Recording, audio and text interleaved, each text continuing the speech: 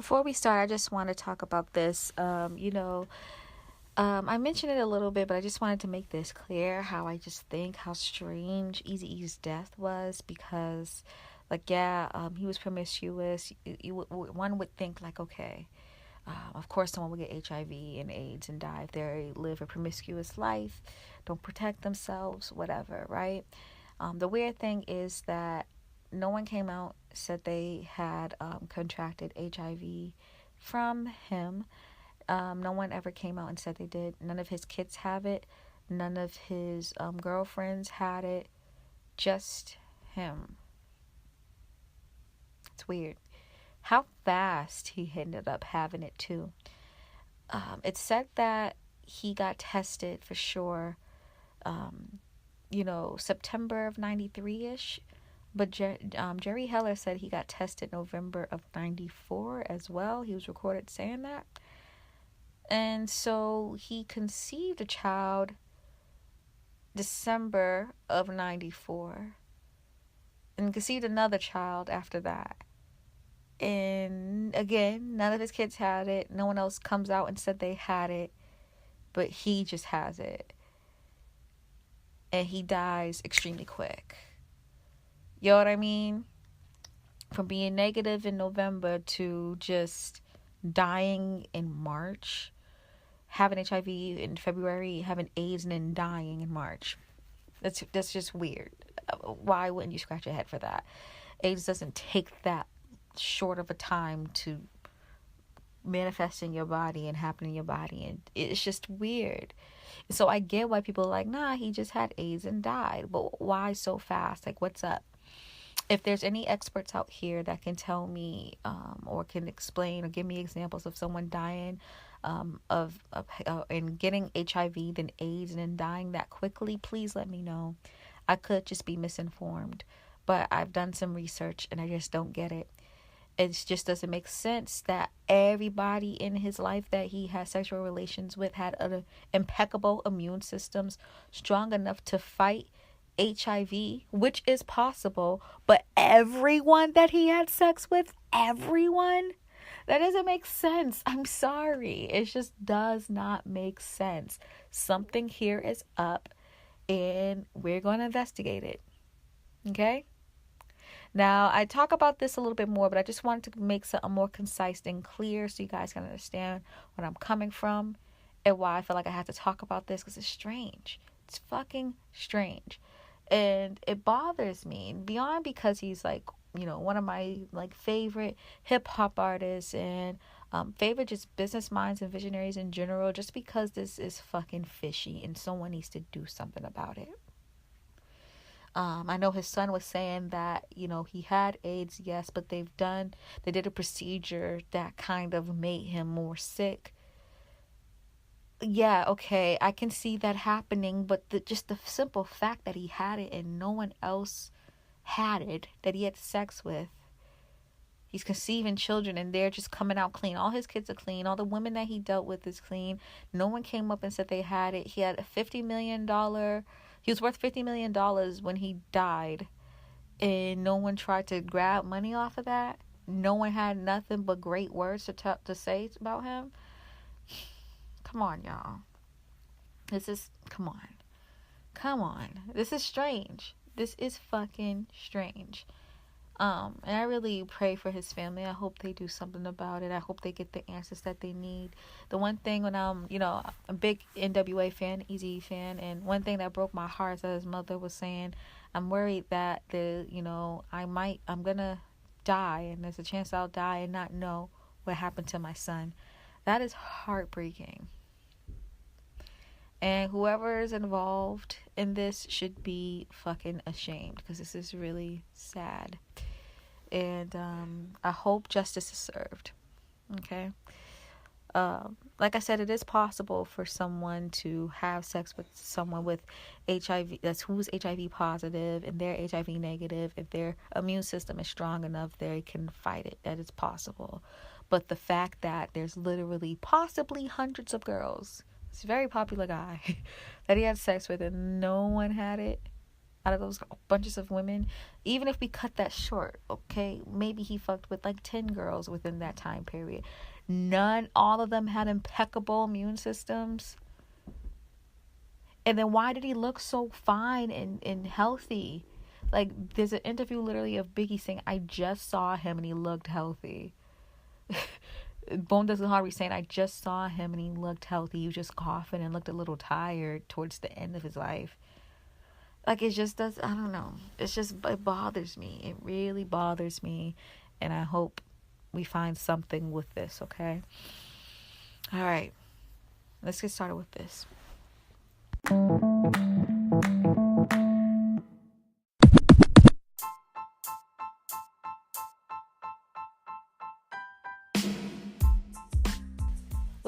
What up, y'all? This is Astro with the third episode of the series Podcast-A-Ween, discovering the conspiracy theory deaths that, you guys voted for the most, okay?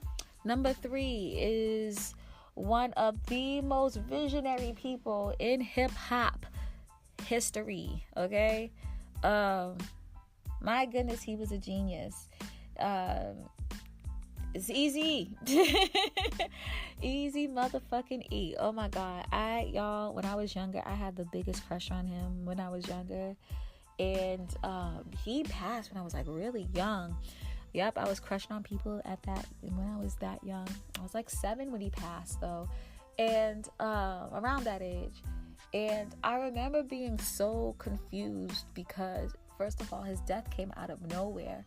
And I wasn't aware that he was sick, but when he died, it was all over. Like, I noticed that.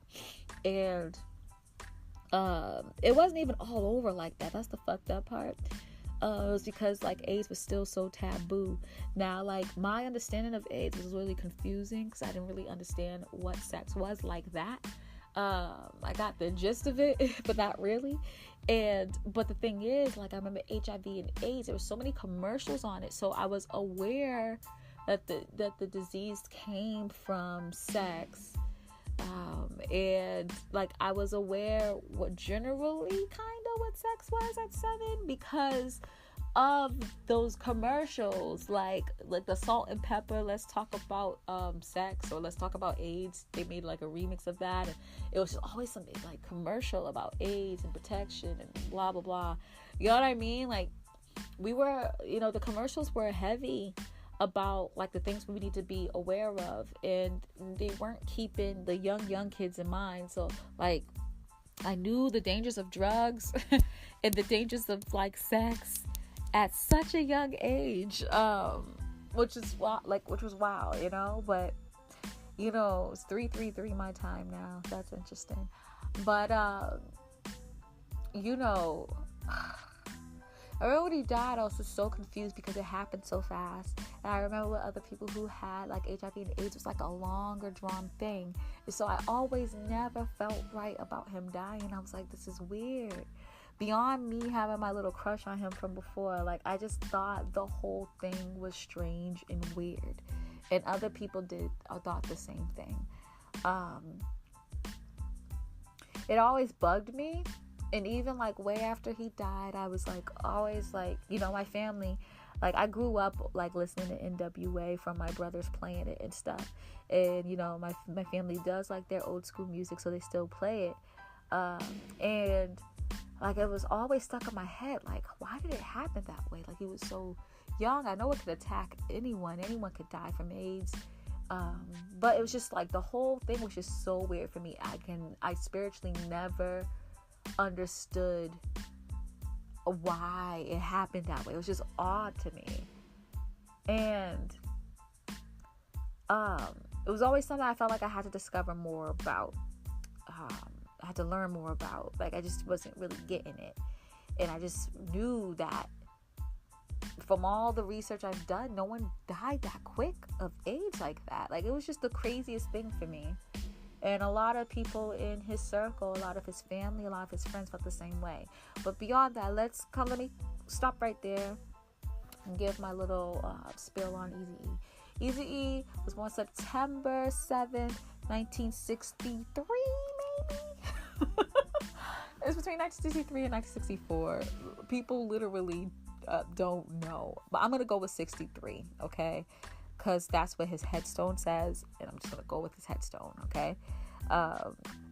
So, yeah, 1963.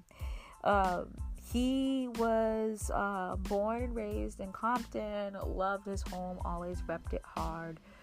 He helped started NWA, definitely started Ruthless Records, was a rapper, was a label owner, right?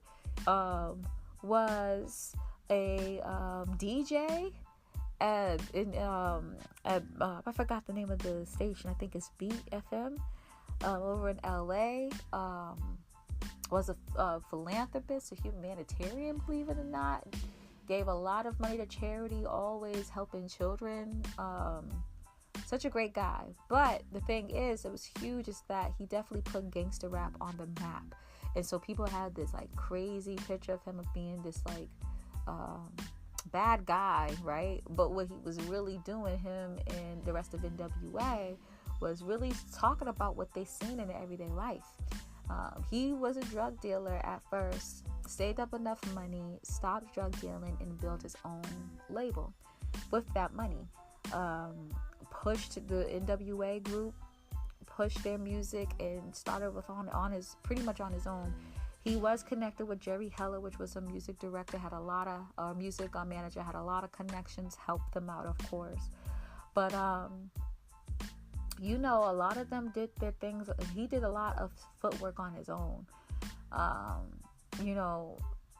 lot of people said that his label was worth like 25 million, 35 million. His son confirmed, but when he died, him and his label, both the label and him, was worth $50 million in 1995. Wild, right?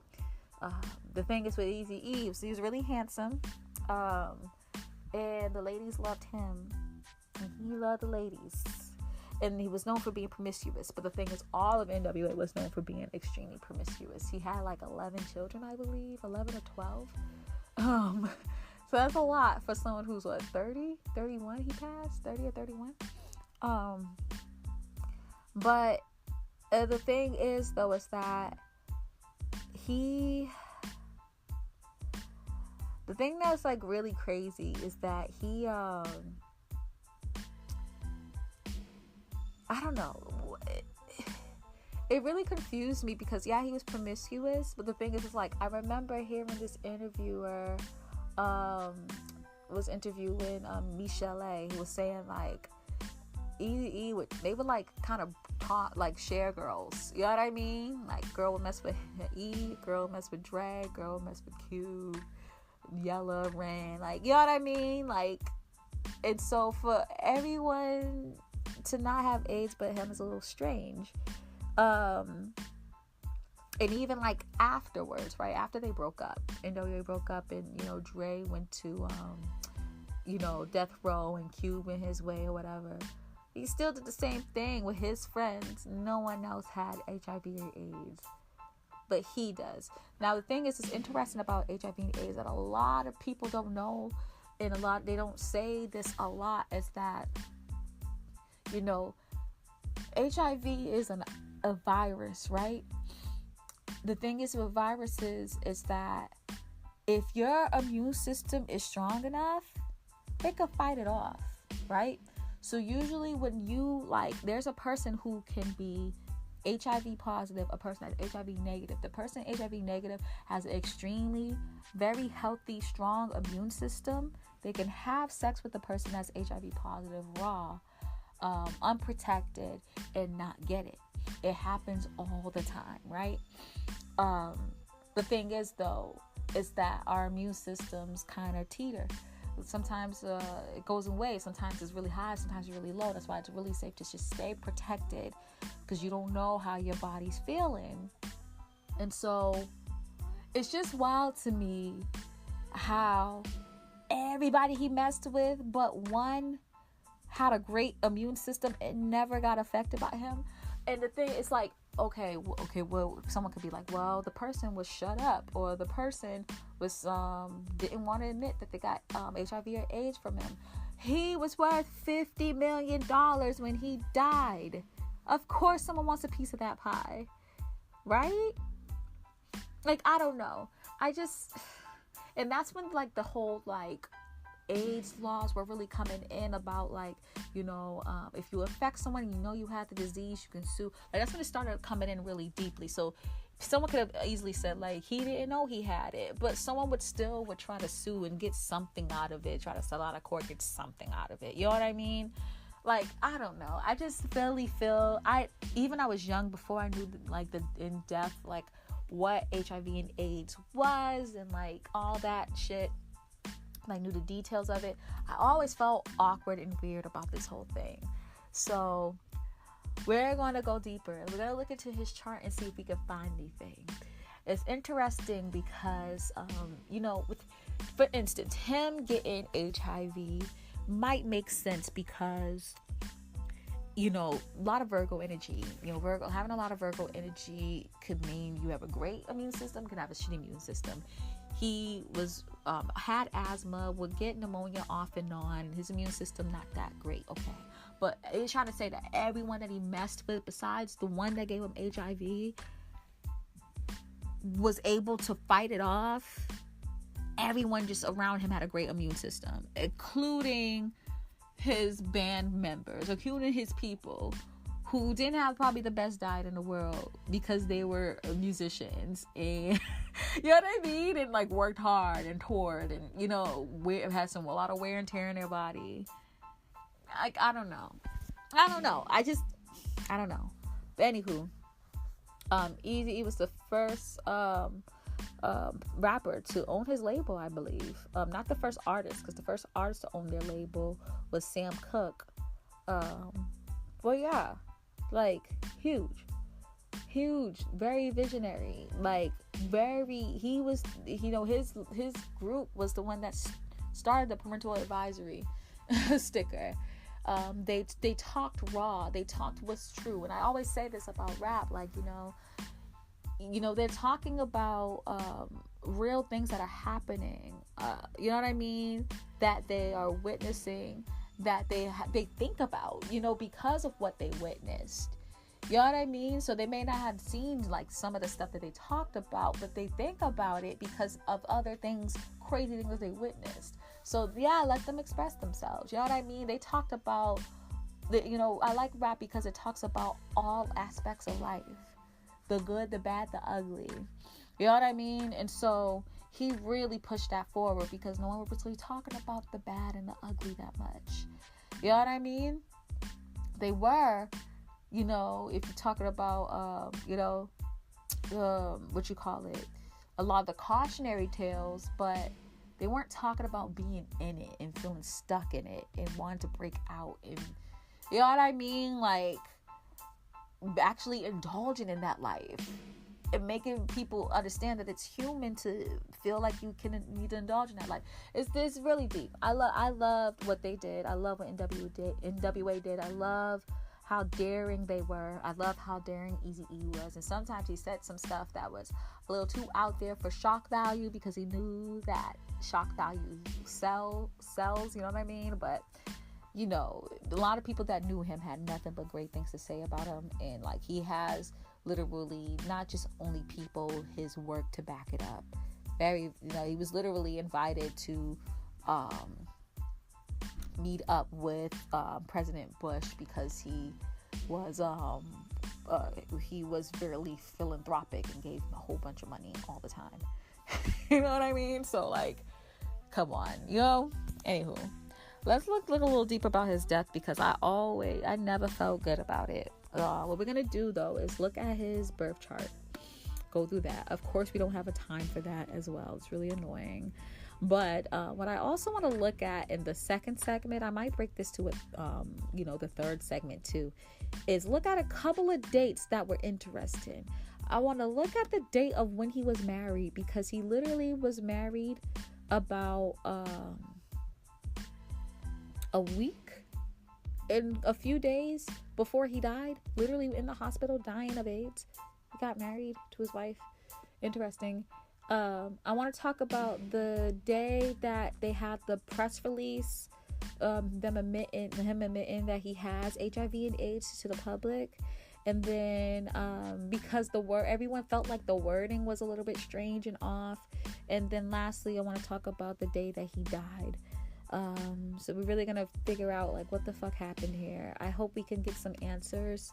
I peeped through some of the chart, not all of it, but some of the charts earlier, and there's a lot of secrets in it still. I didn't go too deep in it because when I do these podcast readings for this segment, for the series, I want to do it without looking at the chart in depth. You know what I mean? So I just kind of freestyle it. I just look at the chart and freestyle it with you. And I couldn't help but to look, because like I can't help but to look at these charts because I'm huge fans of these people like Biggie, Tupac, Eazy-E. I didn't go in depth though, but it was just so we have to go through a lot of shit with Eazy-E. So I looked at some things, a lot of Neptune Scorpio vibes here, which is delusions and deceptions, just saying, and it's secrets, just saying. But anywho, let's get forward with it. Eazy-E was a fucking revolutionary, a fucking visionary, amazing businessman, extremely business minded. Awesome dude. I really wish I had a chance to meet him. He probably was the person that really put me on to Virgos, and that's why I have this like love for them so much. And the 7 baby like me, because I was born January 7th. He was born September 7th. Prince June 7th. I'm just saying, people born the 7th of bomb as fuck. I'm just saying. All right, y'all, let's get started.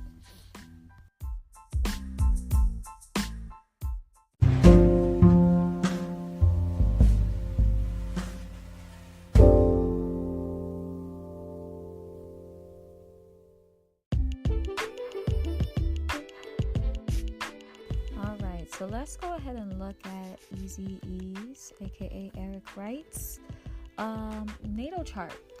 He has a lot of energy if we use his 1963 date in Virgo. Lots of energy in Virgo, in Libra, some in Scorp, and that's with me using just the planets and the asteroids and stuff like that, right? Lots of energy in Virgo, which does show like, a highlight in his health. A huge highlight when it comes to his health, his ever-changing health and stuff like that. I really wish I had his birth time so I can really see how it looks house-wise. He had tons and tons of energy, especially with Virgo and Libra, okay? But Eazy-E would have been a Virgo sun, possibly a Taurus moon. If he was born like early, could have been an Aries moon. I see him kind of Taurus moon though. I see Taurus moon vibes for him, honestly. Very indulgent. Like to indulge, like the luxury, and he was always into that even before he got like huge. He always dressed like super duper fly. It's very Taurus moon vibes, and yeah, that's why I really feel like the 63 day is nice. Even though like if he was born in 64, they're saying that he could have been a Libra moon who's really like into dress and fly too, but the whole indulgent part of his personality gives me Taurus moon vibes for sure, okay? But anywho, like with all the other readings, right, what I'm going to be focusing on is Pluto, and I will focus on Saturn too. I might focus a little bit on Mars, because he didn't die in a violent way, but what if something funny happened and he did and they covered it up, right? But I also want to pay attention to Mercury in Virgo too, because he has so much concentration there. So let's take a look. His Pluto is in Virgo, okay? He has a lot of shit in Virgo, okay? But what's interesting is Pluto is conjunct RIP at 12 degrees. And that is conjunct his sun in 14 degrees. As well as his Venus in 16 degrees. So this whole vibe of his vitality coming to an end because of sex and relations and his desires. That vibe could be true. Could be. But that's kind of saying that anyone that has Pluto, Sun, and Venus, conjuncting each other, it means that. And it doesn't necessarily mean that. You know what I mean? But that whole vibe is really interesting and something to think about for sure. Okay? What's interesting, he has Palace in Virgo as well, so he was really into the details and probably found details beautiful, specifically because Palace is in the Venusian side of Virgo. But I feel like Venus and Sun will give him luck when it comes to his vitality. Definitely gave him attractiveness, but I kind of give this like luck vibe to him. But he probably did have luck because all this time, he didn't possible that he didn't contract AIDS until later, or HIV until later in his life, after he done had sexual relations with probably hundreds of women. But it ended up being his demise, possibly. You know what I mean? That's the kind of vibe that I'm getting here. Pluto's also conjunct Finale. So this whole vibe of secrets, possibly intimacy and sex, having to deal with his death. Now, it's tricky though, because when you think of Pluto definitely represents sex, but it represents making love, that type of sex, emotionally bonding with others, really connecting with them, right? Someone that you really are just have a bind to on an emotional level. So that's the part that gets me here, is that, if Mars was conjunct this energy, then I would say like, okay, like he possibly did die that way, but it's Pluto. So that makes me think that someone that he wasn't expecting, that he had an emotional bond with, was involved in him losing his vitality, him losing his life. But it could be also interpreted as someone who you could interpret it like a venereal disease. That's what got him. You know what I mean? Really interesting. Really interesting here. Uranus is conjunct all of this too. Uranus is conjunct Finale, Pluto, and RIP, and almost conjunct Sun, but just missed it. So it kind of shows that this transformation kind of happened randomly. Any transformation in his life just popped up out of nowhere. So how he met Jerry Heller out of nowhere, how he kind of, like, he would plan things, but things would just like pop. Like, you know what I mean? Like, he was very business-minded, planned things out, but then pop, something wonderful would happen. But this could be different types of transformations too. It could be death as well. And so this shows that the death came out of nowhere. Now, it's tricky with HIV and AIDS because, usually it takes a while for even the HIV virus to be detected in your body and to actually be really be into into your body deeply. You know what I mean? This actually DNA that's included in all viruses. I believe it's called retrovirus. That's what it really gets into your DNA and shit. So that's why it's tricky with viruses, and they say viruses are hard to get out of your body because it imprints into your DNA. So it takes a while for that to happen. So for him to have Uranus conjunct Pluto, RIP in finale, it's kind of showing that, it may not be a death like that. He may have not specifically died from AIDS, you know what I mean, or HIV or whatever. But it could also show too that maybe he got it randomly out of nowhere. Like he's been safe all this time with this Sun conjunct Venus, having all this luck, and then bam, he gets it. You know what I mean? So it could be something like that. But still, I'm feeling a little iffy. I'm feeling a little clouded here. I'm not going along with this whole HIV AIDS thing. This could show too that he did die of HIV and AIDS, but that whole theory of him getting pricked with and tainted with the disease is what got him. I was reading this article. I thought it was super interesting, that was talking about how there have been people out here who ended up dying because of tainted or not dying, but receiving HIV through tainted needles. Tainted, I can't think of the word. Acupuncture needles. And I don't know if you guys remember, or heard of this, but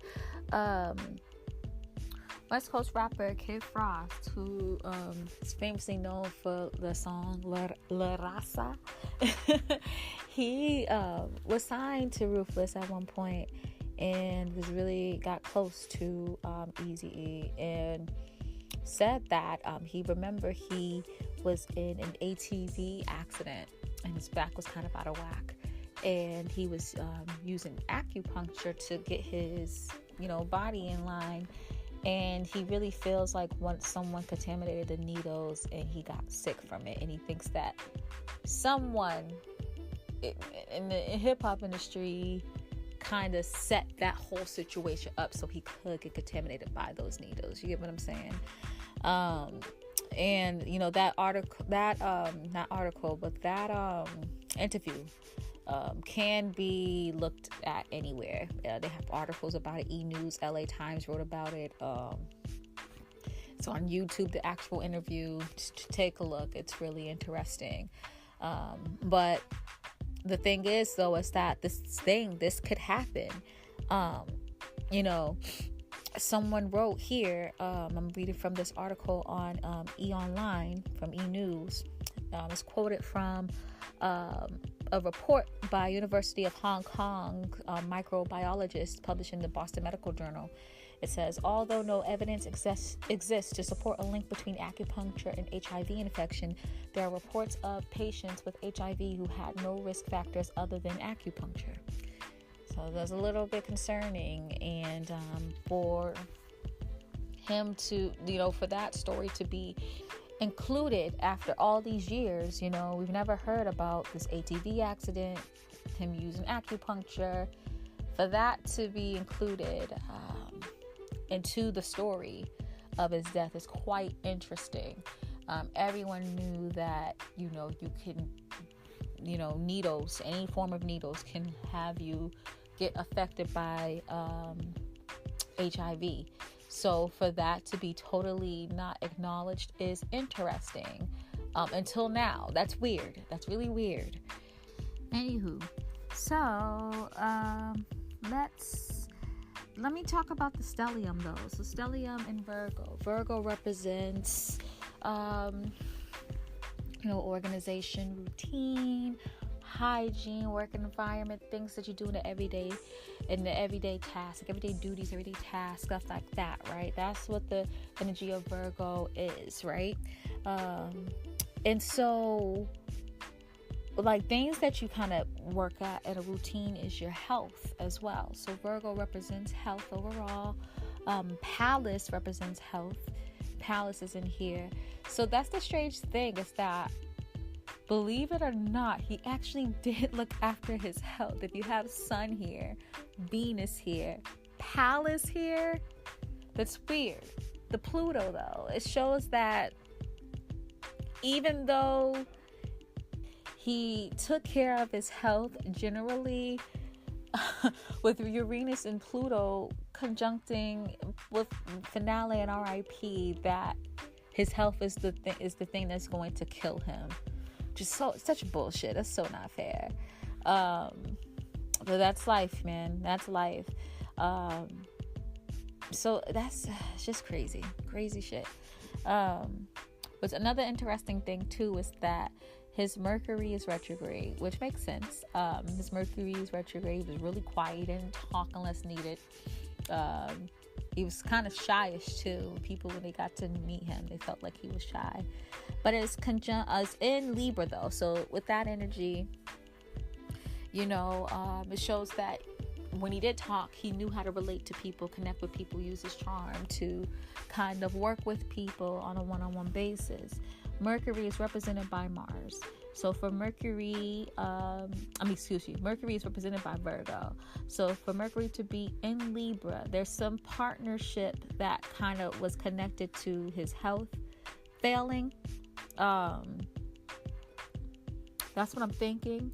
Like either it was someone that he was partners with and connected with who was a part of this conspiracy, a part of this mess. It could be as simple as it was someone that he was in a relationship that ended up giving it to him. Someone that he was in a partnership with ended up giving it to him. There are some people that think that his wife did it. Who knows? But, he knew the person who was involved in fucking up his health. That's for a fact. Interesting thing too is that Juno is not conjuncting Mercury, but it's near it.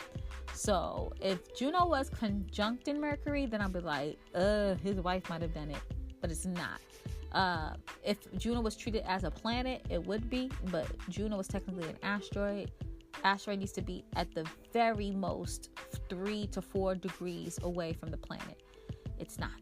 So I wouldn't count that. It's literally 7 degrees away from Mercury. So I would not count that as a conjunction. I don't think his wife was involved in maybe his direct health failing. At the very least, But I don't think she was involved. Interesting thing though is that Anubis and Mars are conjunct. Anubis represents death as well. Mars represents aggression, violence, anger, drive, motivation, and sex. So it's weird. So it could mean that maybe sex led to his death with someone that he's in a partnership with. And that's the thing, like, Libra is not just a fling. It's not like Leo energy. It's not like Sun energy, right? It's not 5th house energy. This is someone that you actually vibe with, cool with, partner with, right? So this could be, oh my goodness, this is so, this is the reason why I really wish I had his house information.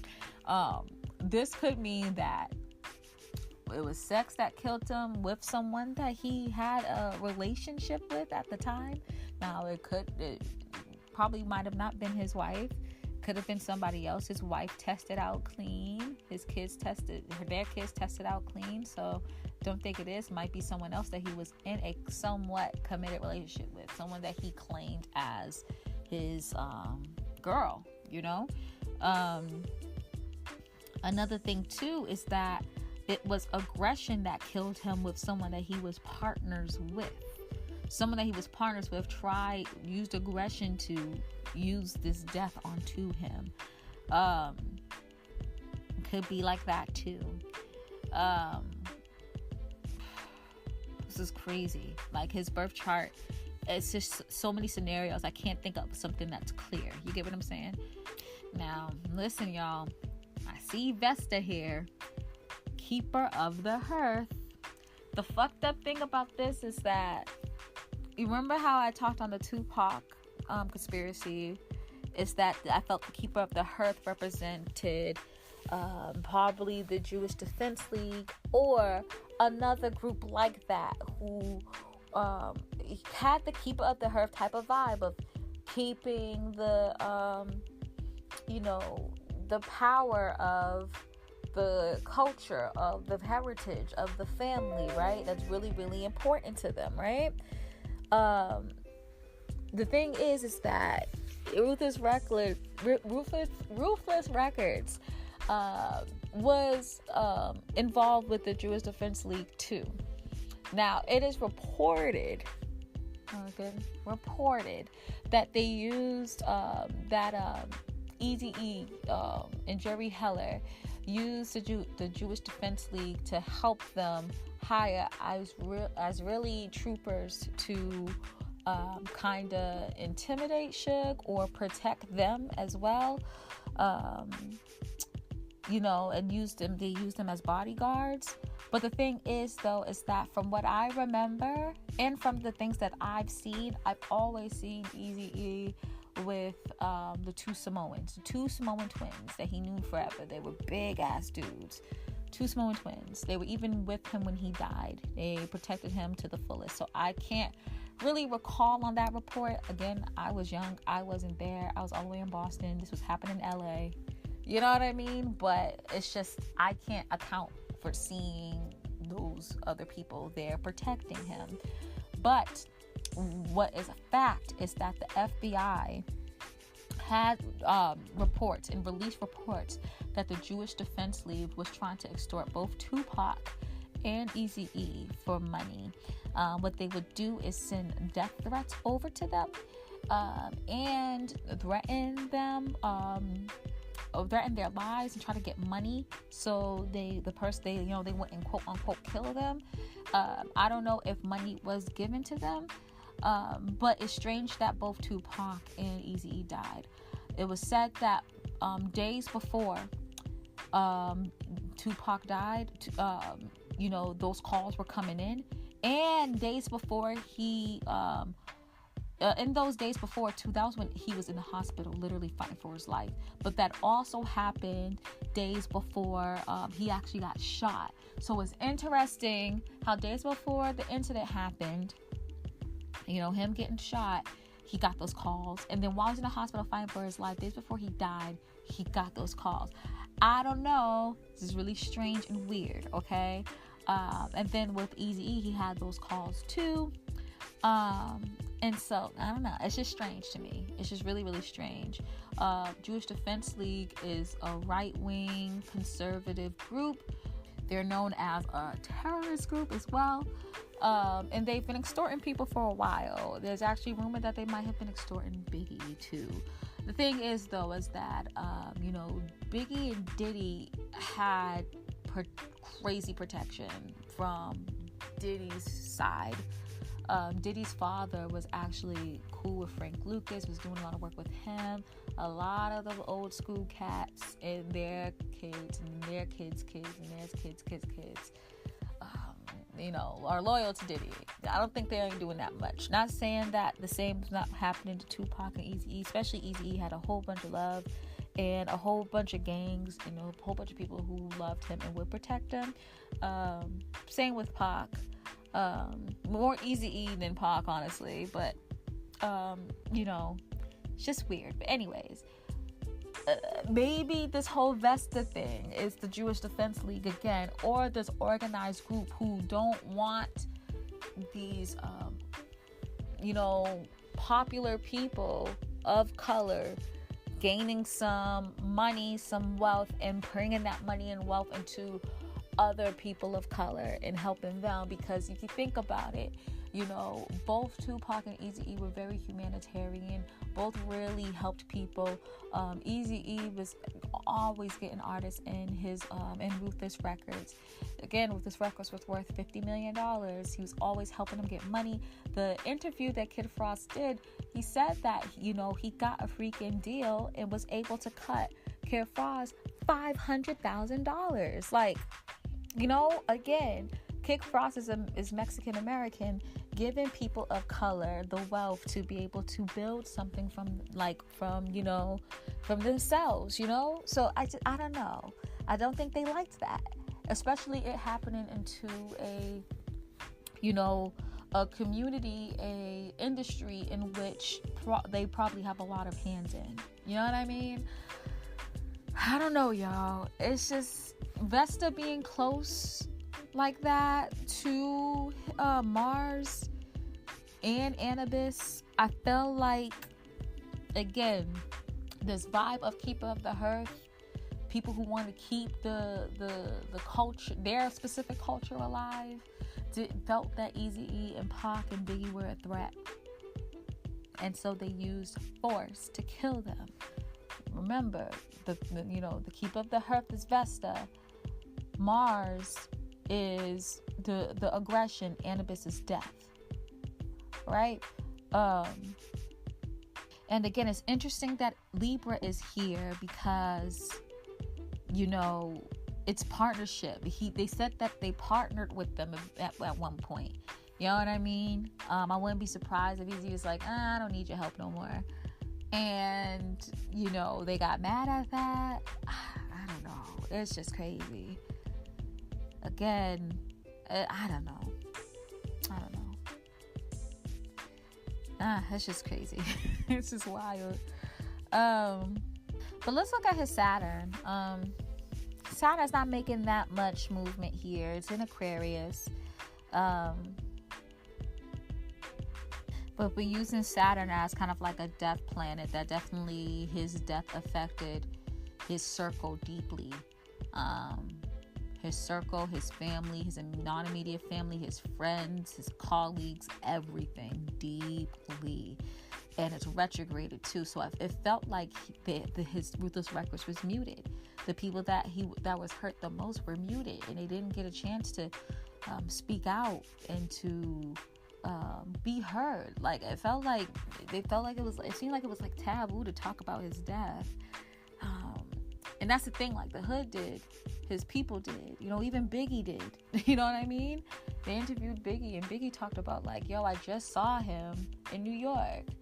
Like it was insane. And then he's like, he looked healthy, he looked fine. I don't understand what happened. And so for him to die so quick, it shocked not only Biggie, but everyone around. But for some reason, these publications weren't talking about it that much. So it makes you think, like, did they keep that quiet on purpose? You know what I mean? Did they, was there like some slick shit, and it was like, nope, don't talk about it that much, It wasn't really pushed that much, and maybe because they was trying to cover some things up. I don't know. It was just strange how how his whole death went down, before and after and during, It's weird. One thing I do peep though with Aquarius is that Dark Moon Lilith in Anthropos is conjunct. Anthropos is retrograde, so it shows that it was definitely something that was quiet, internal. People didn't talk a lot about. Society didn't know, since it's in an Aquarius. And then Dark Moon Lilith is revenge, right? Specifically, revenge from feminine energy. Now, it's tricky because,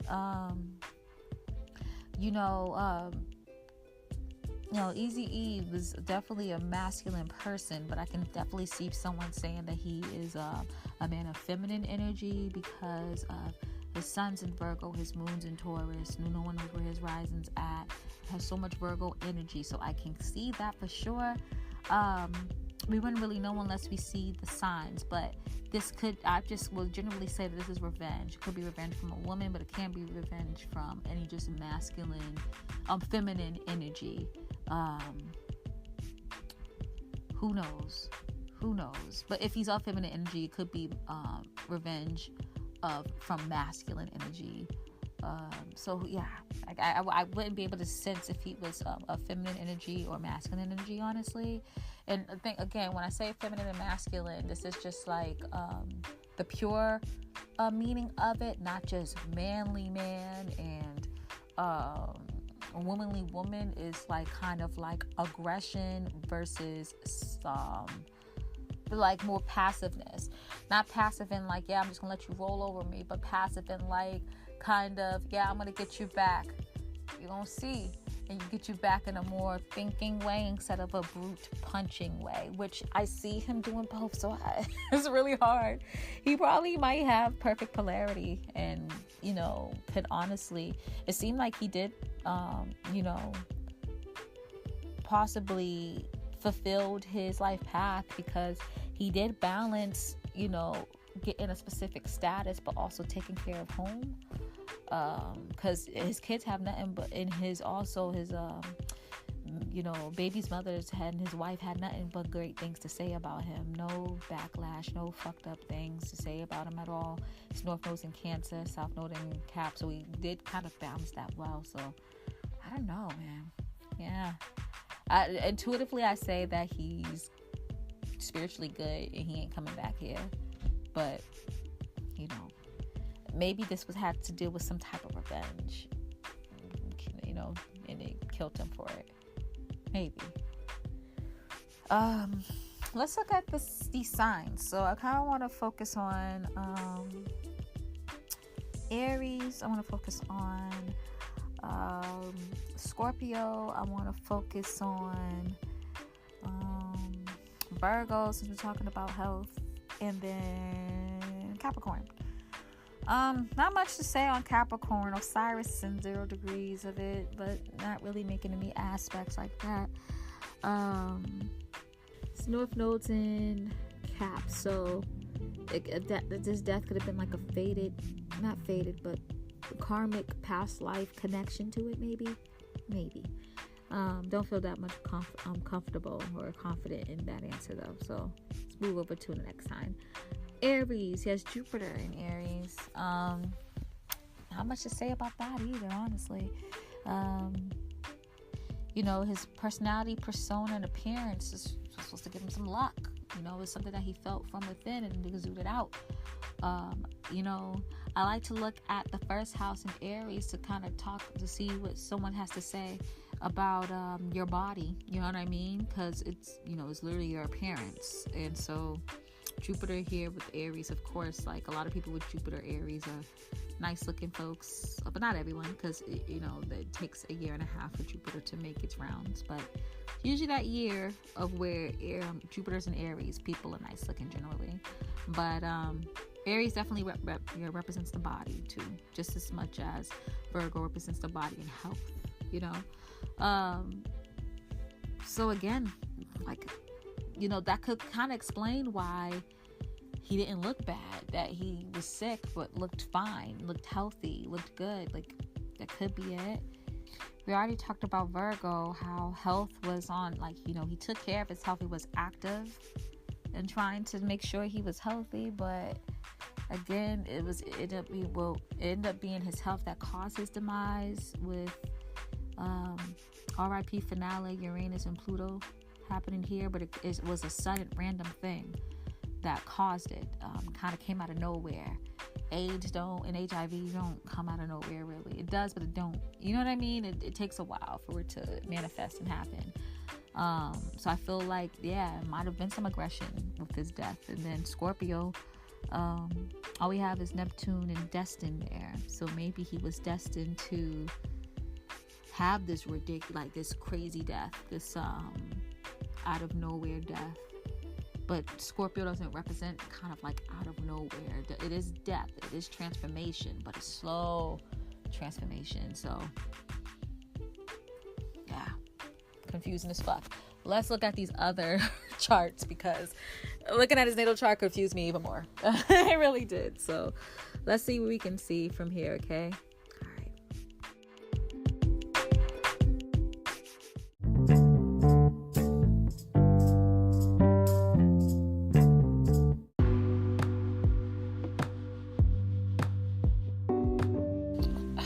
Y'all, so let's take a look at so let me say this. I have the date and time of when Eazy-E got married to his wife, but not the time of when that press conference of him announcing that he has AIDS. Don't have that time, but I do have the date, and then I have the time and date of his death. So let's look at when he got married first. I wrote some notes. I kind of want y'all to kind of get a little timeline of things that happened leading up to his death, right? So he was in New York having to sign a deal with a company called Relativity, I believe, and that's when K. Frost said, he ended up getting like $500,000. I think that's the same New York trip when he brought Bone Thugs and Harmony with them. That was the first time they had leather coats, and they were really excited about that and everything. I think this is all the same New York trip. I believe that's the same New York trip as well as when he saw Ice Cube. Was feeling kind of sickish, but was straight in general, right? And then I think he went back. Did he go back to New York then? I'm not quite sure. I think that was like maybe late 94. And then in February or January 95, he went back to New York and then came back to kind of finish up this deal. But late 94 too, he was like meeting up.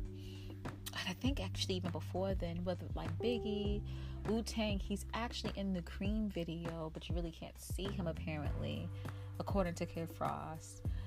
He was really making his moves, connecting with people. Him and Biggie were supposed to make a song together, or do some collaboration together too, some other collaborations, and just unfortunate how it never came to fruition, right? But I kind of wanted to give you guys more of a timeline, right? So, he said in different interviews that he used condoms, and in the other interviews he said he didn't. But it's interesting because like he would say things out of shock value.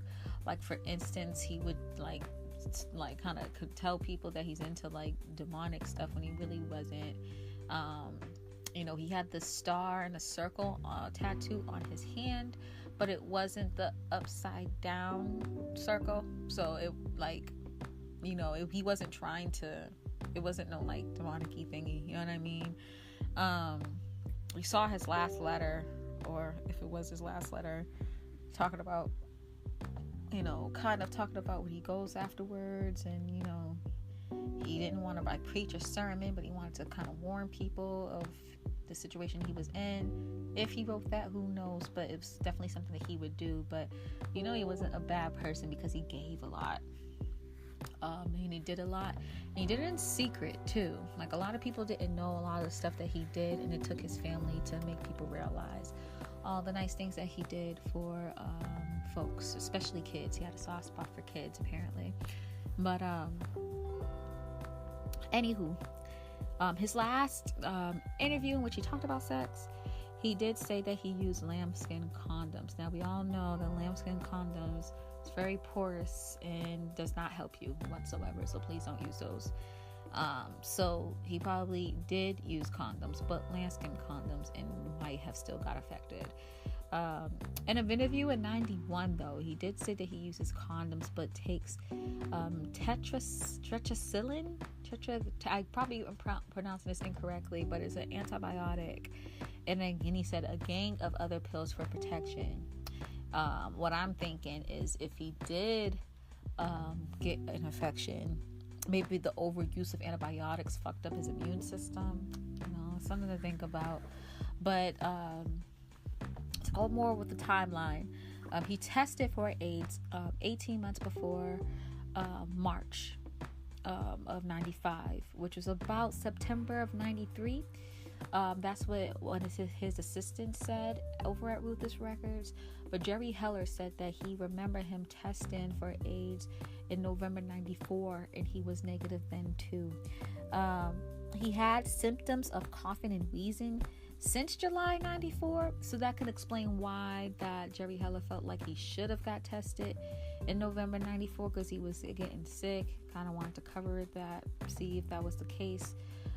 But the weird thing is, both times he got tested, he was negative. So if he got tested 94, got tested November 94, September 93, and was negative, that's kind of weird. I know it takes some time for you to get AIDS, but he didn't get it between September 93 and November 94, possibly. I don't know. It's just weird that he got tested every year and not, he got tested 93, got tested 94, and died of AIDS completely, like full ass AIDS in 95, early 95. I don't understand it. It's either someone's lying or something's weird, something's wrong here. He was admitted into the hospital for cold-like symptoms in February 16th, 1995, was released on the 19th, but went back in February 24th, 1995, and because the symptoms didn't improve, he ended up taking different tests. He didn't have the typical symptoms of AIDS, so they didn't really test him. And the thing is, it's like back in like the 90s, the medicine wasn't as good. The sad thing is, medicine that was like really helping people live longer actually came out after he died, literally the year after he died, like in 96. But like in 95 and before then, like people would die from AIDS pretty not quick, but like body would deteriorate quick. But it was like it's a slow, terrible death. It was just so sad. But you would notice deterioration quick, but then it was drawn out. It was just such a painful thing. Thank goodness that we've developed medicine to make this not so painful. You know what I mean? HIV and AIDS. But regardless, he didn't have the typical symptoms of a person who had HIV and AIDS in the 90s, besides having a hard time breathing. He had asthma and pneumonia from time to time, so he thought that was just a normal thing. He maybe had bronchitis or pneumonia, and he could just take some antibiotics and fix it, right?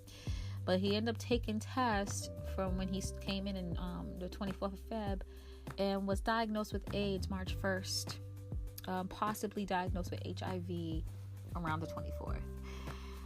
So to kind of have HIV possibly in Feb, then AIDS immediately, that usually doesn't happen that fast. So especially the later part of Feb and then the 1st of March, you have it like that. It just doesn't go that fast. So that's weird. His immune system probably was kind of messed up, but still, like, again, you saw how he looked, right?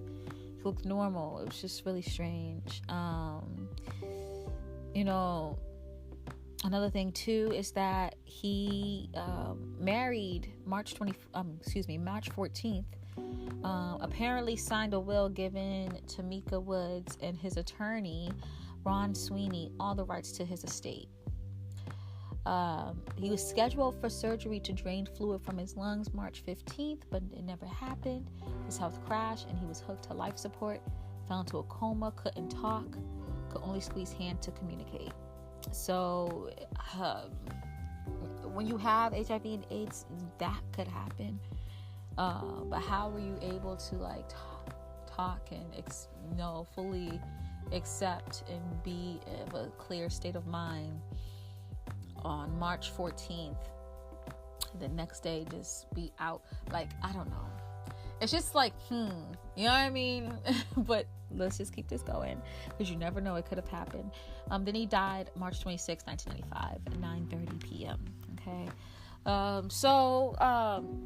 I just think it's quite, it could have happened, but I think it's just quite convenient that the day before he couldn't talk and couldn't agree and couldn't sign anything, that, he married on March 14th to his girlfriend, who he was with, but with a whole bunch of other girls. I don't think he was with Tamika that long.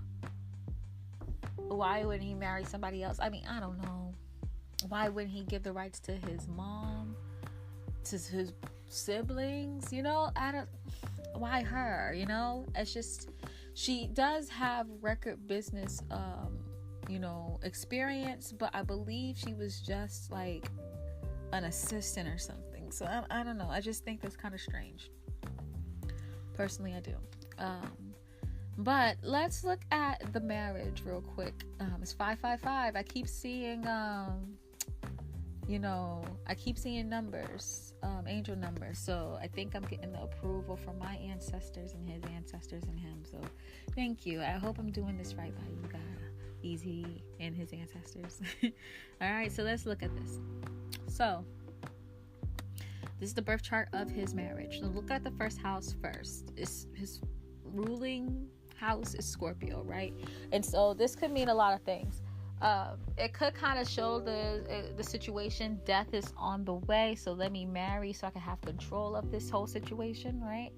But again, like, you know, he was a Virgo, very business minded. You know, I could see why he would marry her. So, you know, Jerry Heller can't just try to claim his you know, the share of this record, so the other people that were involved connected with Jerry Heller couldn't claim Ruthless Records, because, you know, before he died, about a couple of months before he died, he cut Jerry off. You know, which makes me think this whole November 94 date is maybe wrong, unless he took the test and then just was like, okay, by that time. So if I had the actual dates of when he kind of caught Jerry Heller fucking with his money and cutting him off, then, you know, it would really help me a bit. But I don't have those dates, so that's that. But you know, this could also talk about the secrecy and the darkness of the marriage. You know what I mean? Let's look at the planetary lord of the first house. So the first house is ruled by Scorpio. Scorpio is ruled by Pluto. Pluto is actually in the first house. Okay, so so it just gives me an idea that this was just a self-serving marriage. Like, it's just self-serving to who? I don't know. I don't know if it's self-serving to E, because he's like, I'm dying anyway, who cares? Self-serving to his wife, who's getting all this fortune now, who wouldn't have never got that fortune if he wasn't in a situation. You know what I mean? So it just doubles down on the secrecy and the interestingness of this whole situation. Now, what's interesting, I usually don't do this, but if you look at Mars, right? Mars also rules Scorpio. I usually give one planet for each sign, but let's look at traditional astrology and see how this works. Mars is like right technically in the 9th house, but conjuncting the 10th, which is ruled by reputation, status, and career. So that could show that that's what the marriage was all about, to uphold the name of Ruthless Records, but also give Tamika the status, reputation, and career that she wanted. Okay, I'm not doubting that she didn't love him, but they weren't they weren't even engaged. You know, he wasn't thinking about marrying her. So, you know, like, it just makes you feel a little bit weird about this whole situation. Seeing Jupiter in the 2nd house too with Sagittarius makes me think that, again, they're just trying to, you know, this is a good luck for her. She's like, yo, I'm getting my money. This is abundance for me. You know what I mean? Again, what is Eazy-E getting out of it? He's passing away. He knows he's dying at this point. Juno is also in the 2nd house as well. In Capricorn, again, money, this material possessions, this material worth is giving me this status and this reputation that I want. You know what I mean? So there's that. Interesting. But with Scorpio especially in the first decade of ascendant being the first decade of Scorpio, is making me think that there's some secrecy into this marriage. Like, it don't seem all the way right. There's a lot of things in the dark, and it's making me think that maybe he didn't agree to this marriage personally. North Node being in the 12th house too. Yes, it's conjuncting the AC, but yes, it's also in the 12th house. It's the house of the unknown. So, and it's in Scorpio. Again, it's showing this unknownness, this secretness of the path of this relationship. Like, he knew he was going to die. The relationship wasn't going to be anymore. You know what I mean? So that energy is shown there. It is. I feel weird looking at this reading, y'all. I do not feel good. It just don't seem right. Excuse me, I lied. Eazy-E's marriage was at 9:30 p.m. on March 14th. I think he died at 6:35 p.m. and we'll look into that later. For finale to be in the third house, the house. Ooh, child. Ooh, listen. Finale, Neptune and Uranus is in the third house, the house of contracts, written contracts. This was he didn't marry her. He didn't marry her, y'all. No, he did not marry her. He didn't agree to it. Neptune is all about deception. For it to be in the third house, deception for status, through a contract. This is in Capricorn. Finale, kind of talking about his death, how it's the end of an era, the end of Ruthless. Uranus, how it just randomly, they thought of this idea and popped up with it. And then just went with it. Fucked up. So fucked up. Or, Neptune represents deception. It may not be just us that's deceived. It may be him deceived. Him agreeing to marry her. Her saying that, y'all take care of your kids. I'll make sure they're all good. I promise things are going to be bomb. And I promise, I'm going to make sure your legacy is alive. And she didn't fulfill it. She didn't even think about fulfilling it. She wasn't thinking about taking care of the kids like that. Like he would have. And that's why a lot of his baby mamas were, complaining about that. So he could have been the one deceived, not even thinking about the business, thinking about I'm dying. I'm fucking dying. You know what I mean? And him just hoping that his family is good. Venus on the 4th, he's want to make sure his family has all the desires that they want for nothing. He literally said that. I want to make sure my kids want for nothing. Oof. So it could have been him that was deceived. It could have been just us deceived. As into thinking that he agreed to this marriage. Whew. Requiem is conjunct Venus too. His loved ones, specifically the ones that in his private life, the ones that really kind of connect with him. He actually said, one of his friends said that, you're really close with thee if you went to his home where he was raised. Those are the people that hurt the most, that try to memorialize him, make sure his name was alive and that he's good. And those are the ones that really it hurt them bad. And with Aquarius here, that their life end up being unconventional now. They don't have a dad. Things are different. They once had this life of living good, living healthy, being great, and then now not. Now they don't have it anymore. It's just hardly heartbreaking. It shows how unconventional the marriage is too, that they won't have a home life anymore. That you're married and our home life is you in the hospital dying while I watch you die. For Venus to be there, maybe she wanted it that way. Crazy. For some reason I want to say this. I just saw number 606. I'm going to look up the numerology of that and get back to you guys, okay? Anywho, let's keep it going. Saturn and Anubis is conjunct right on each other, both at 16 degrees. So death on death in the 4th house, death of a family. Conjunct in the 5th house cusp, death of the creative talents that the careers of the creative talents that he had in Ruthless. You know what I mean? But the sun being in the 5th, though, that's what this is what it was all for her to continue the Ruthless name, to continue going on with the talents and the career, so it could be a legacy, right? And it wasn't fulfilled. And it wasn't ever going to be fulfilled because of how this marriage came about. Saturn and Anubis is right at the 5th house cusp. That shit's deaded. You know what I mean?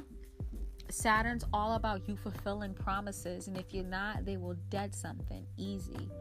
Saturn does not play that. It refuses to. You know what I mean? Palace in the 7th in Gemini kind of shows, you know, people kind of going through the fine print, going through the details, overthinking things, making sure the contracts are settled, because the 7th house represents partnerships and contracts, you know what I mean? It represents contracts too. Kind of going through things, making sure it makes sense, making sure that the money's going to come through in the way that they want it to go through. 7th house represents legal documents, right? Or legal things in general. You know what I mean? And Palace is all about the details. So it's all for the money. Taurus being the 7th house ruler, it's all for the money, to make sure their family's right. She's thinking before she makes sure her family's right. He's thinking of making sure that all his family's right. Like, she is her family because she had 2 kids by him. She was actually pregnant with him, with their kid, and had a kid. So she wanted to make sure they were all right. He wanted to make sure all his kids were all right. Which is a bugged out thing too, is that she was pregnant, and then there was also another girl that was pregnant with his kids. They didn't have AIDS either, or HIV either, and she didn't.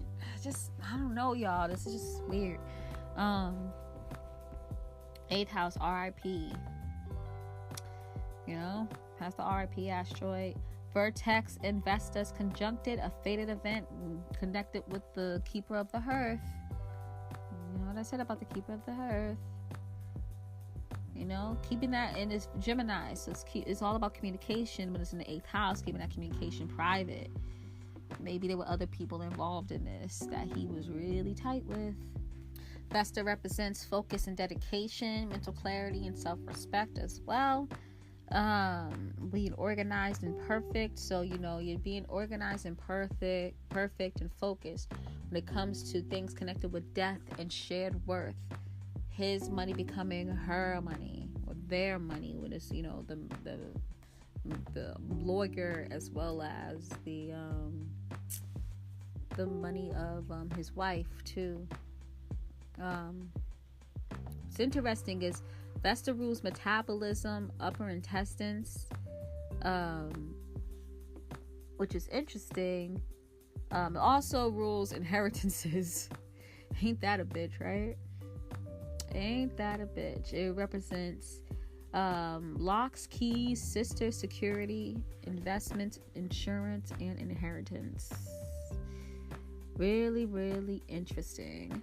For that to be in the 8th, yeah, this is all this marriage is about, inheritances. But putting in the rules, the metabolism and upper intestines, wonder if somehow he was affected by that in his death. With Mars being in the 10th house, or not, it's in the 9th house technically, but conjuncting the MC, I felt like he didn't want this. It was maybe someone being aggressive with him signing this, him agreeing to this. You know, Mars retrograde is feeling all this anger inside and not being able to express it and to do anything about it. And again, like, he probably felt that, like, all this aggression, this anger, this drive, this motivation, and your body won't allow you to do anything, to say anything. Lastly, with this aspect, you know, the moon is in the 10th house. It shows that people, you know, the moon is funny because the moon waxes and wanes, right?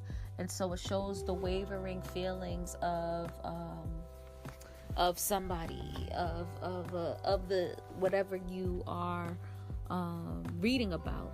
It shows the emotions going up and down and up and down. The 10th house is the house of reputation and status.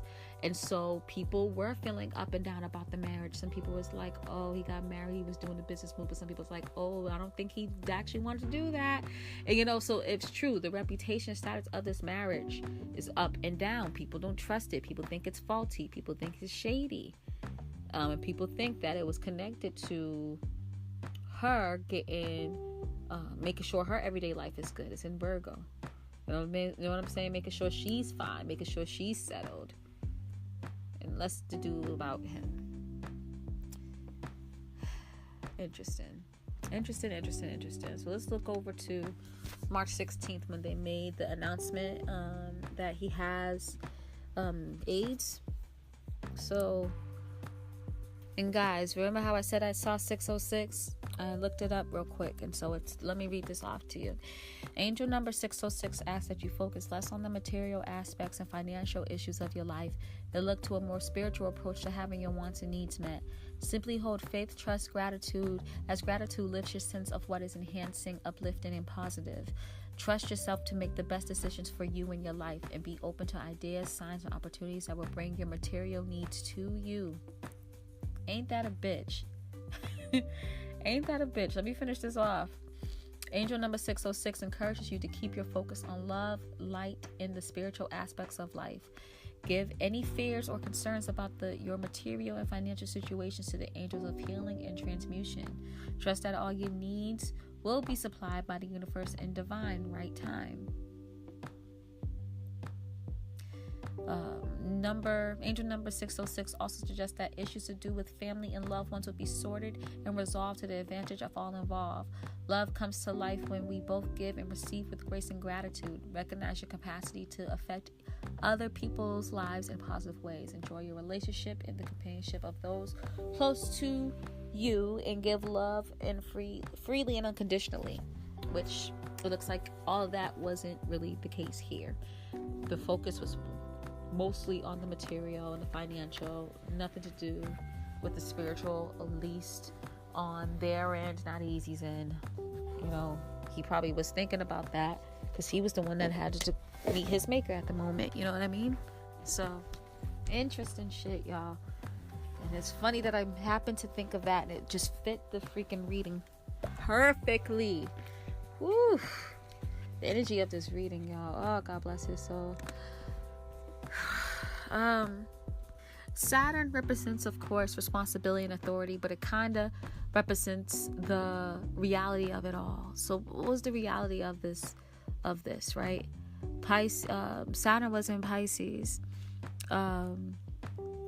and Saturn is all about taking authority of your spirituality and applying it to your private life, to your emotions, and to your family, right? So this might have been a deep lesson that he had to kind of teach his family and the ones he loved, and to kind of take authority of his spiritual life and the unknown and really connect with them through this tough experience. And with it conjuncting Anubis, death had to be taking place for him to really take that authority on a spiritual level to ascend and move on to his next chapter. God bless him. And it was really going to help not only him and his emotions and how it affect him personally, but his family as well. It's a great lesson. He was kind of like a martyr, Pisces vibes, right? And that's the fact of it all. But the realness of it all, of this marriage, was for his family. He was doing this for his family. She was doing it for her family. People just wanted their family and their comfort zone in their life to be good. You know what I mean? But Sun technically conjunct all this and being in the 5th house. Maybe they thought that this was going to continue the life of Ruthless Records, but it had no chance with Saturn and Anubis in the 4th house. I mean, in the 5th house cusp, conjuncting it, like right on it. You know what I mean? Anubis is literally right on the 5th house cusp. Like when he died, Ruthless died at the end of the day. Because this wasn't like a real, like it was the marriage wasn't, it was from deception. It was a deceiving marriage. And that's just what it is. It's built and made off deception. Fucking crazy, man. Neptune is actually semi sextile to Juno. Deception. Straight up deception. It's also semi sextile to Laki. Deception when it comes to the death. He was the one that was dying, so it will be applied to him, even though this is talking about the marriage between these two people. It's also squared another death, asteroid Osiris. Yeah, this is on some funny shit here. Basically, this marriage was on some funny shit.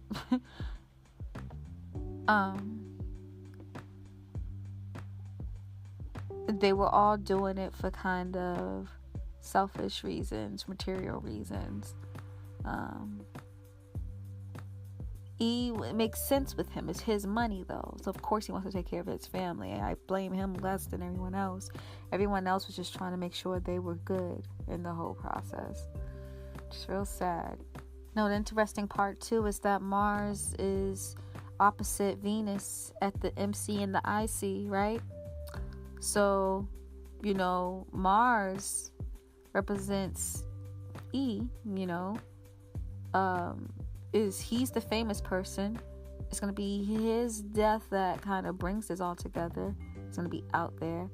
And she is Venus, keeping everything quiet, making sure her home life's good, making sure she's comfortable and her family's good, and kind of being more quiet into herself in the situation, and going and winning and prospering off of E's fame and hard work.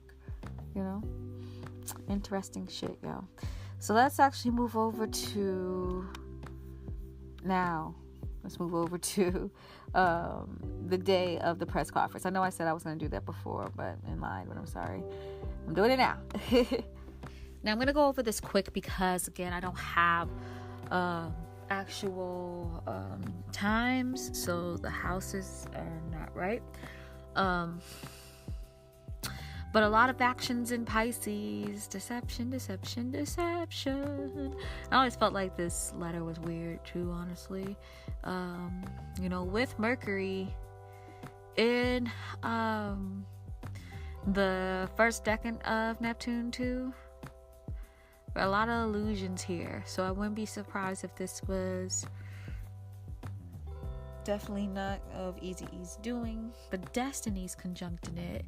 Would Destiny lead to lies and illusions? Was it, you know what I mean? Like, that's a little tricky there. Saturn and Anubis still conjuncting the sun. Poor thing, his vitality was just dying out. So sad. It was a letter that he wrote, so Gemini would rule that, and RIP's in there, Palace is in there, Vesta is in there. So who's the keeper of the hearth for real? Was it the Jewish Defense League that had this involved? Was it someone other big group? Was Ron Sweeney and Tamika connected to this group, or were they just lost just as anyone else?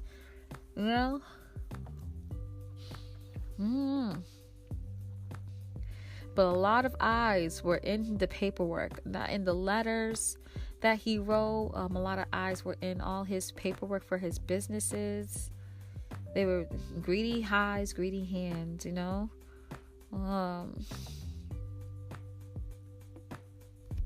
I think in the letter he acknowledges Tamika as his wife. And Juno's in Capricorn. Her status, reputation, the highest part, the most seen part of the chart, so you can see that. But Requiem is conjunct Venus, so he's really trying to, with his passing, even though he didn't pass yet, he's trying to show his love to and his desires to his fans, to the people he cared about. But I don't know if I think he wanted a letter. He probably already already was in a coma before the letter was written, though. He might have said things that he wanted to say, some things, but I don't think he was really involved in the wording of it. You get what I'm saying? Yeah, that's what I'm thinking here. And this is just corny because they wrote it out in a way, in hood slang, to make it sound a certain way, and they didn't need to do that. They really didn't. North nodes in Scorpio, this is literally telling people I'm gonna die soon, just trying to warn you, this is whack, I'm going through this, yeah.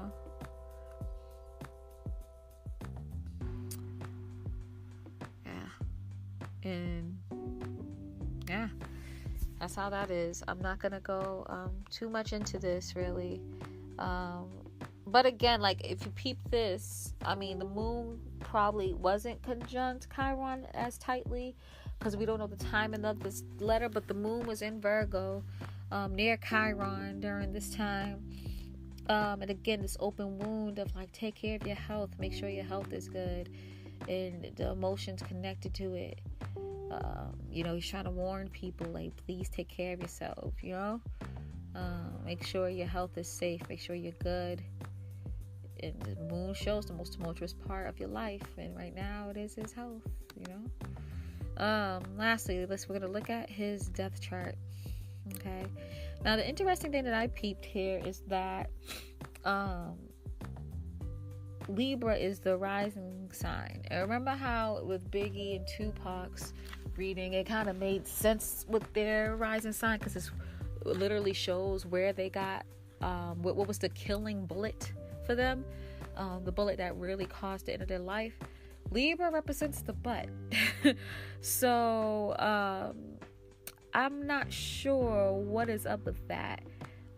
If it was the acupunctures that literally got him. Actually, Libra is also the lower back, and I think it was his lower back that needed to get, like, looked at from the, like, accident. There it is, y'all. So it could have been the acupuncture. Shit. Kid Frost could be right, y'all. Frost could be right. Wow. I just thought of this now. Wow. It could have been his knees too. It's in the second decan of Libra, which is ruled by Uranus, which rules the knees. Not knees, excuse me, lower calves. So probably something with the lower calves too. Wow. Kid Frost might be right, y'all. Wow. That is some bullshit. So I was thinking a different way. If it was him and sex, he did talk about how he liked to have anal sex with girls. So it could have been that. But this is supposed to be your own body. So I think the acupuncture thing is right. So he definitely did have HIV and AIDS. Like, that's a fact. But he didn't get it in the way that, people traditionally get it by just having sex. I think the acupuncture thing might be right. Ain't that something? But see, even like the sex thing wouldn't make sense, because, like, it shows what was the thing that killed you, right? Like, the immediate thing. So, like, it was his lungs that was affected, his breathing that was affected, right? And so that was kind of the more immediate thing. But it kind of started from his lower back. So, like, that's what I'm thinking. It might be right. He might be right, y'all. If not, he probably died from something else. We don't even know. That's wild, man. So that's that. Let's look more into it, though. North Node's in his first house. He did what he was supposed to do. He completed his mission. That's how I see it. In the first house, that's his personality, his persona, his appearance. He fulfilled that,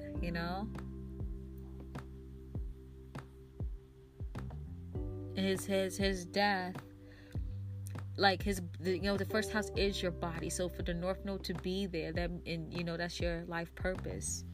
You're not in this body no more. Now you're gone, and you fulfill what you need to do in this body. Now you're gone. I think he's not going to come back on Earth either. What's really beautiful is Pars of Fortune and Pluto's both at 0. Very close in minutes too. Pluto's 27, 0 degrees, 27 minutes. Pars of Fortune is 0 degrees, 22 minutes. Okay. In Sagittarius, though. So that's the tricky part. So there's supposed to be good luck, and there was good luck in his transformation. He literally decided, like, he had a passion, like, I'm done, I don't want to go, I don't want to do this no more, and just left like that. His transition was quick after he decided that he wanted to go. But the thing is, it's like, you know, it was like right at the edge of Pluto and Sag. So his decision was like, I'm at Pluto and Sag, Scorpio and Sag. So his decision was hard. Like making a decision of if he should just go at this moment was difficult for him. He was like, you know, it was a slow transformation, very similar to Scorpio. But when he decided to transform, quick, just like that. And this is all happening, y'all, when Pluto's at 0 degrees. You know what I'm saying? All this happening when Pluto's at 0 degrees Sag. So this is like the beginning, the marking of Pluto and Sag, even though it's retrograde. So it was in Sag for a while, but, you know, still, it's that whole vibe of like starting over again. The transformation, like Pluto being retrograde, the transformation was from within. It was a spiritual thing, internal thing. And he it wasn't, you know, as soon as he decided to go, it was easy. He got good luck. He got the fortune. He got the goods. He's safe.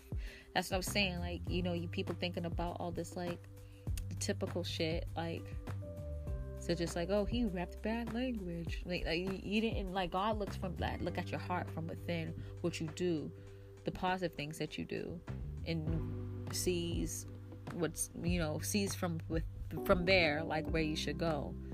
And he's good, y'all. He's good. That Pluto in Pause of Fortune makes me feel very happy for him. He's good. Crazy how his Chiron is in the 12th house now. All his traumas, all the wounds that he have is gone. It's unknown. No one knows him anymore. He's not earthly bound anymore. It's not something that he has to worry about on earth anymore. Jupiter in the 3rd shows, you know, just letting the world know via communication what has happened. You know, letting his, like, you know, siblings know, the world knows. And then his, you know, Juno's in the 3rd too, so like it shows that his wife is the mouth of his legacy, of Ruthless Records now, you know. It's so beautiful, y'all, that, you know, Capricorn is his south node and is in the 4th house. Cancer is his north node and is in the 10th house. And the degrees that his south node and north node is natally is 18 degrees. And, you know, his IC and MC is 13 degrees. So it shows if we were to layer these charts, right, his natal chart and his death chart, his natal south and north node is in, like, well, his natal south node is in the 4th house in Capricorn. His natal north node is in the 10th house in Cancer.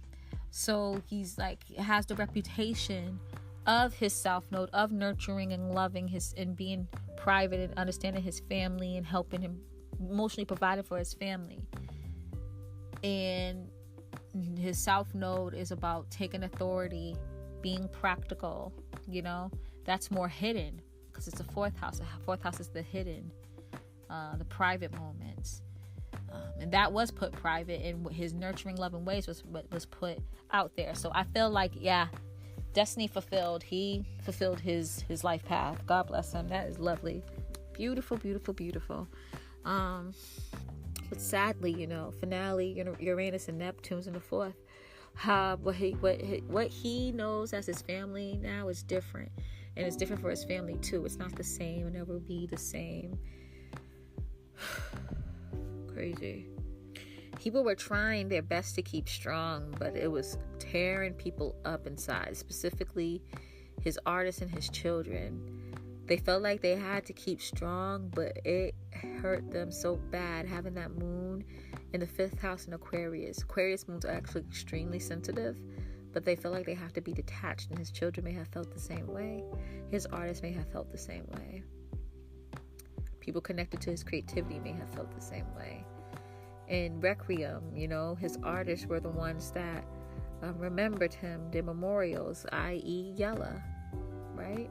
That's what he did. He did a whole memorial album for him. And for the 6th house to be highlighted like it is, sun's in the 6th house, right? So his health, his well-being, his body is gone now. Aries represents the body, the appearance, right? And it's in the 6th house, the sun's 6th house. It's, you know, his body as it is gone, but it's being remembered.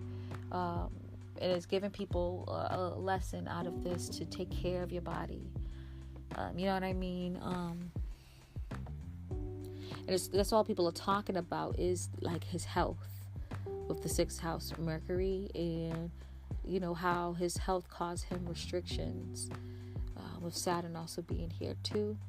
And it's important how you need to take authority of your own health, of your own routine, of organizing your life to make sure it's for the better. And with Anubis conjunct Mercury, you know, his voice is gone now because of this. Anthropos is in the 10th house too, right near the MC. So it marks his death. And is conjunct his North Node, literally marking his death. Dark Moon Lilith being 11th house, yeah, people think this is a revenge. The society, his fans, people think this was some type of revenge plot. And people were pissed off. People knew something was off from the get-go, it seems. It seems like people knew something was off from get. R.I.P. in the 9th. Everyone in the world mourned. All different cultures, different people, different languages mourned his death.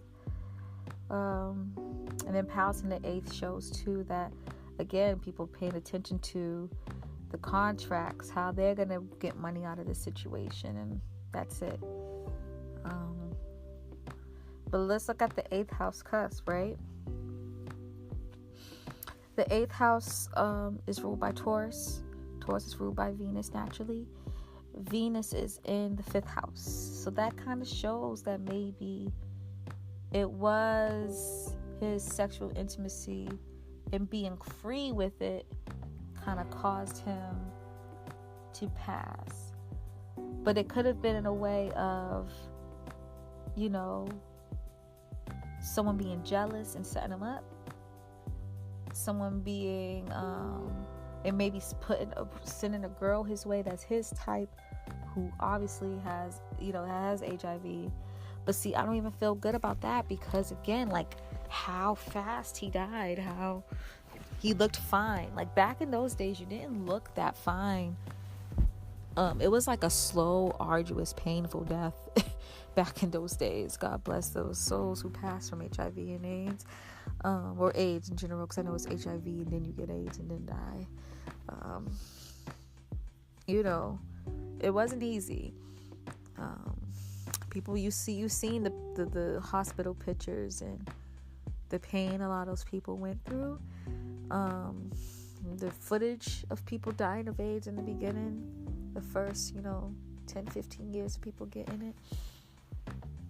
It wasn't good, man. Yeah. So I'm not sure about that. But hey, it might be true. It might be true. That it was him just having sex. Having sex casually, being out there and getting himself in a situation. Venus is still semi-sextile Neptune, though. So it was a deception. But think about this. A lot of people go to acupuncture for health reasons, but it's also recreational, which represents the 5th house.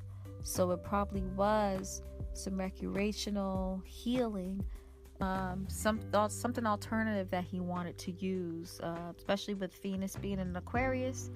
That's all about being unconventional, doing things different, So I kind of feel, that it could be the acupuncture, especially with the, the Libra rising. I feel that's it, y'all. And it still kind of goes with this whole thing. You have to take care of yourself because, of course, he wouldn't have known about the needles, but you have to kind of watch where people, how they handle their needles. If they clean it, ask them to clean it in front of you. I remember back in the 90s when people had tattoos, people would get HIV from tattoos, and people were like, nope, I want you to clean your needle in front of me. You know what I mean? Like, because people are still getting used to that whole infection and how to like deal with it, that whole virus, you know. Man, I'm gonna go with what Kid Frost said. I think he might be onto something. I think he might be right, y'all. I think he might be right. You know, it's just interesting how Neptune is semi-sextile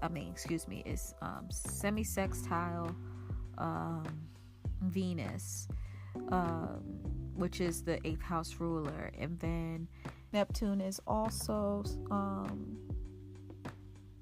square Osiris, which is the god of death. Is there a deception with that? You know what I mean? Of his death, deception connected to the people who we partner up with, who we trusted. Was it Jerry Heller that got connections with it, or people who were connected with the Justice Defense League again, or JDL, whatever their name is, I forgot. I don't know, but I feel like he got set up. I think that acupuncture thing may be right, y'all. Straight up.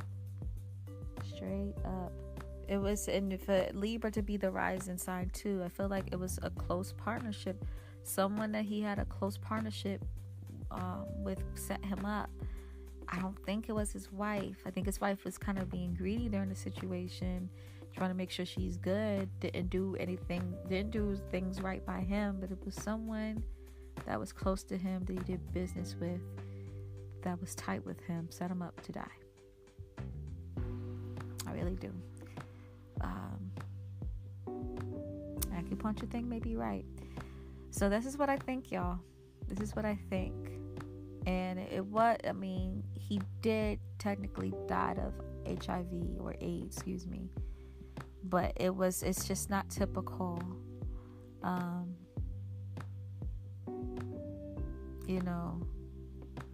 It's just, yeah. And I can see if someone thinks that, okay, he just played around and fucked around and got himself into a fucked up situation, right? Because the 8th house ruler is in the 5th. 5th is all about casual sex, you know what I mean? But you have to look at then all the aspects connected with that and what sign it's in.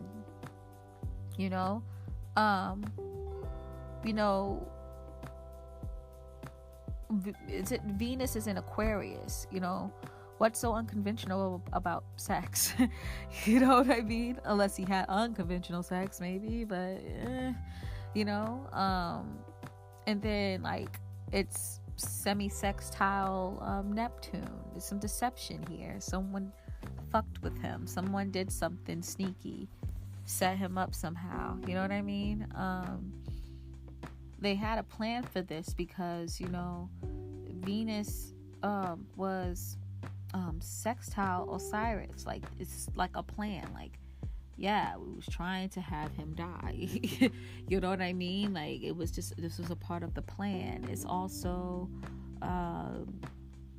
it's trying to the Vesta again. This makes me show that again, keeper of the hearth, someone is trying to make sure their people, their tradition is good, their family's good, which, yeah, you could be like, it's a family thing, but the keeper of the hearth is more than family. It's culture, it's heritage. It's in the 9th house. It's someone else's heritage. It's a foreign heritage, something foreign from him. JDL might be included in this, y'all. Shit,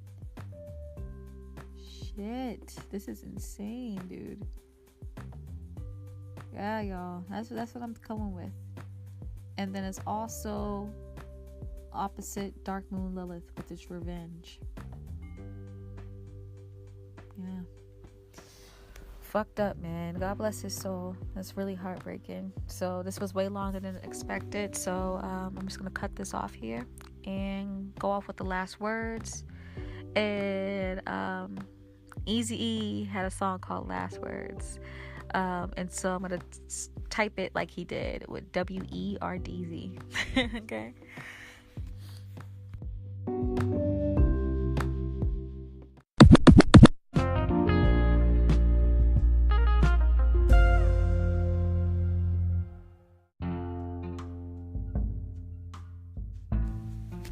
Yeah, y'all. So this was really hard and sad to do.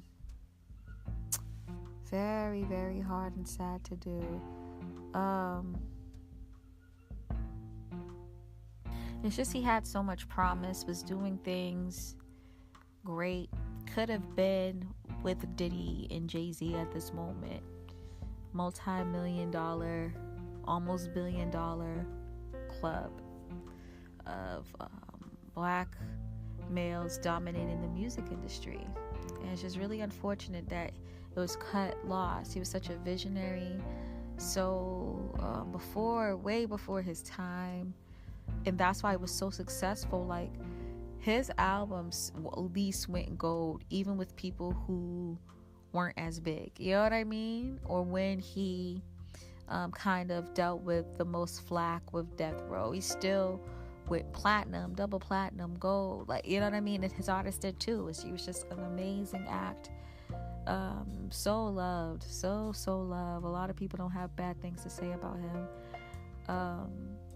And he could have done so much for the culture. It's just really unfortunate. It goes to show you how cutthroat and, believe it or not, ruthless the industry is. It's all about the money. No one really cares. And if the people feel you're in their way, they'll get at you, you know?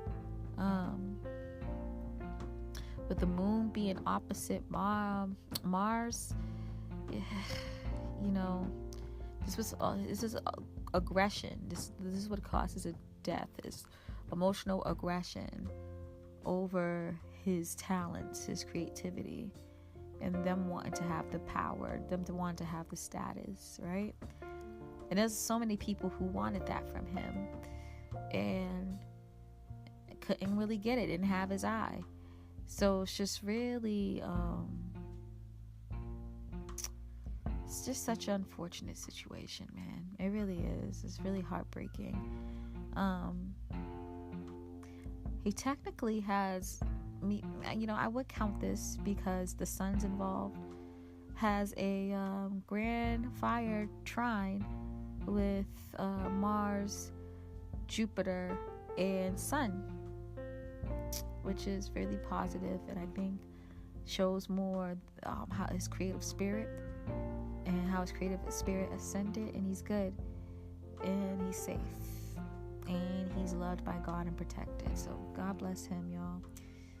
But I'm gonna stick with, I think I'm sticking with Kid Frost's theory. I think he's onto something. I think something fishy happened here for sure. And it was probably connected to the acupuncture that he was talking about. And it's making me want to watch the video again. I haven't seen it in a while, but it's making me want to watch it again to kind of really listen to what he's saying with this, looking at his chart with this new idea in mind, you know. Just so unfortunate. It really is. Just so unfortunate. Anywho, you know, it's just sucky when people lose their life real early. It really breaks my heart. It does. But you know, it makes me feel better when I read their chart and know that they're good, you know that they completed their path, their passion, their path, their mission, and that their soul is ascended, you know. There's this reader that reads like Eazy-E a lot, and he's always giving advice to people, which I think is cute.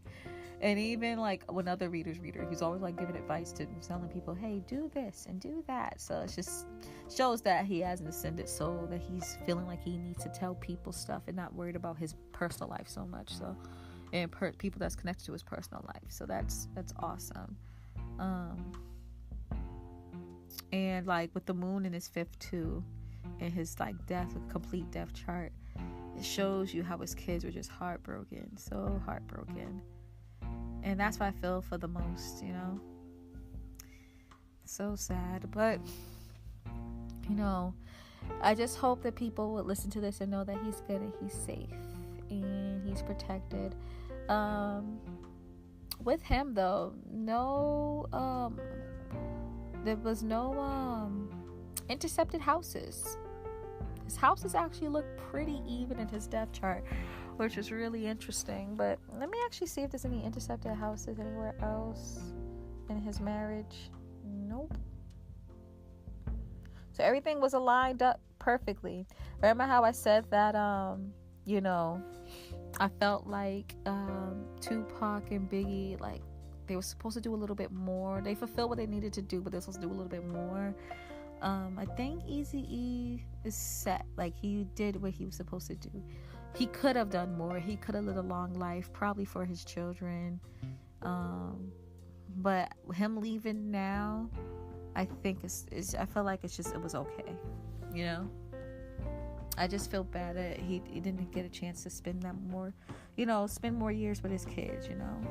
It's just so sad, but yeah, God bless him. I think Kid Frost is right, and I think he's onto something. So check out that interview. All right, this is my last words. R.I.P. Eazy-E. Eazy-E forever. Peace, y'all. Okay, real quick, I'm back, y'all. Take a listen to this. So I finished the last words, and I was like wondering, like, I hope this was right. I hope I'm speaking the right language. I'm saying the right things, right? And I decided to look over at my clock, and I saw 7-Eleven, and I was like, that must mean something. Let me look that up, because 606 worked for him perfectly. So let's see. And I read it, and I'm going to read this off to you and let you see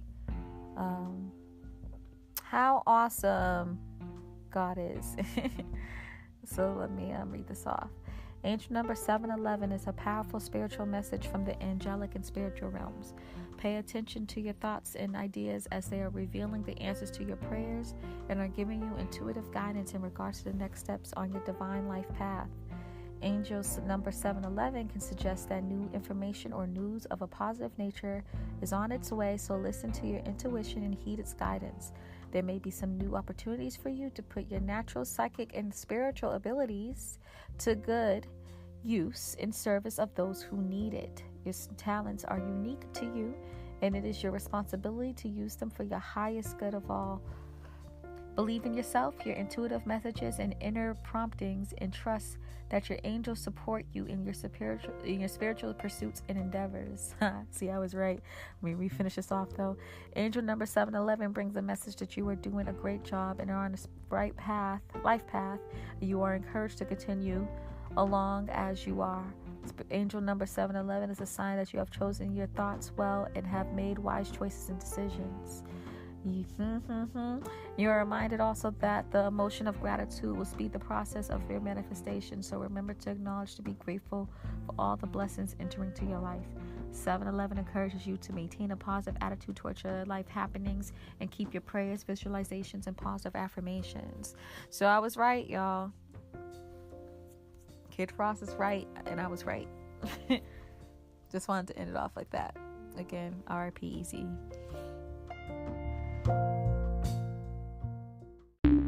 The podcast you just heard was published with Anchor. Got something you want to say to the creator of this show? Send them a voice message using the Anchor app, free for iOS and Android.